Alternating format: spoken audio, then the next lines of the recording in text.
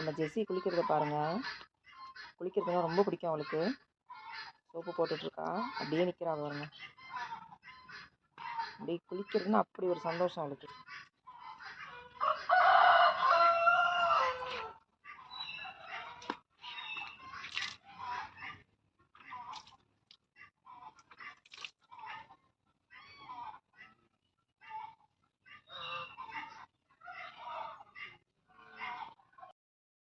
குளிக்கிறா பாருங்க.